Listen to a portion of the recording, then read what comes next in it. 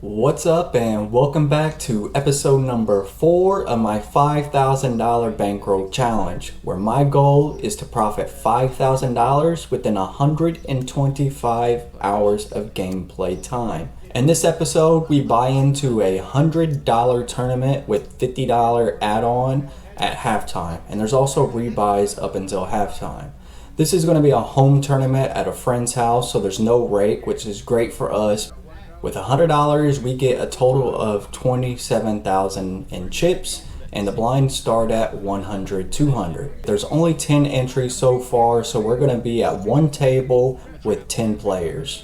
We get dealt ace 9 suited in the +2 position. Under the gun's going to limp, and +1 is going to raise it to 1600. And big blind is going to call along with me. So we're 4 ways to a flop that does bring us a flush draw. The original raiser is going to lead with 4,400, and I make the call with the other 2 players folding, bringing us heads up to a turn that brings out a 8 of spades.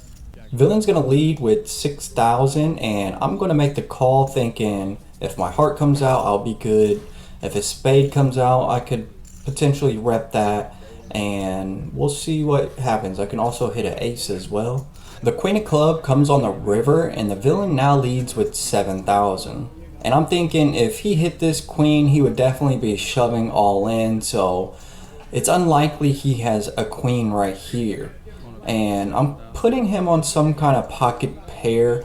I think I could definitely rep this queen, considering I've been calling the whole way down. And with that being said, I shove all in with a total of 15,200, just praying my opponent will fold. He asks for a count, and I tell him how much it is, and unfortunately he's deep stack. He did just take a massive lead previously off camera.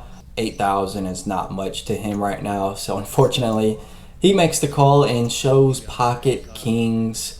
He said he put me on a flush draw, and we bust out of the tournament and buy in again for $100.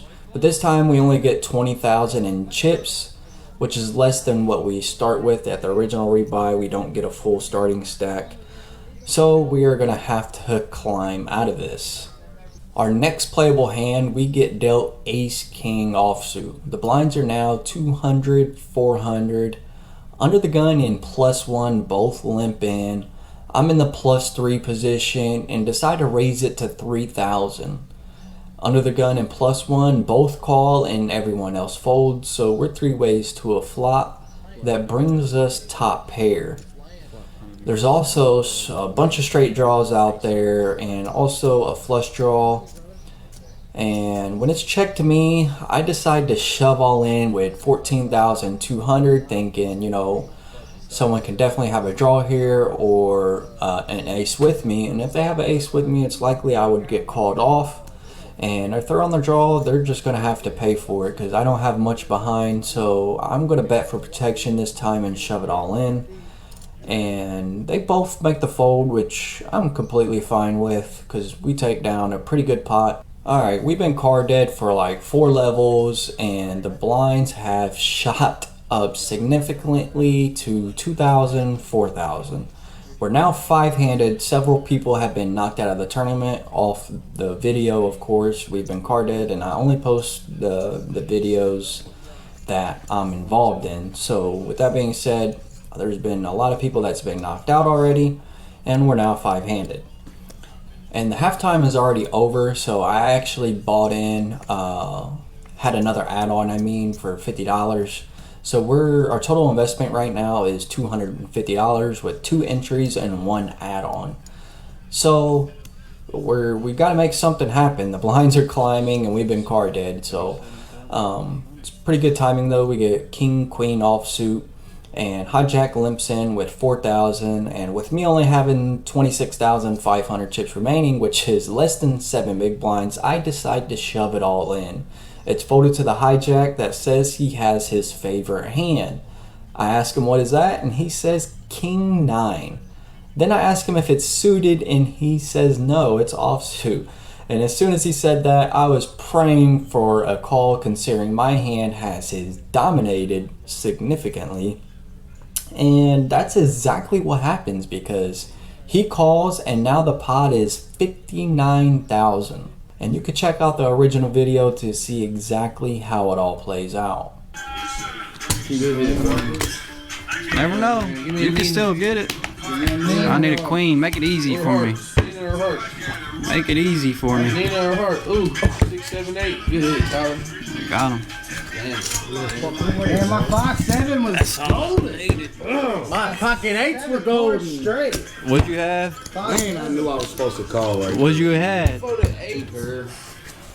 He folded pocket 8s, bro. Oh, in-game pocket 8s. You folded pocket. Our next playable hand, we get pocket 10s on the button. It's folded to me and I shove with 41,000, which is just over 5 big blinds. I'm not going to raise it low and, a bunch of overcards come out and forcing me to fold or anything like that. I'd rather just shove it all in, see what my opponent has, and see the run out all the way. So that's what I do with 5 big blinds, and the blinds fold and we take it down. Which is pretty good because this late in the tournament when blinds are this high, every big blind matters.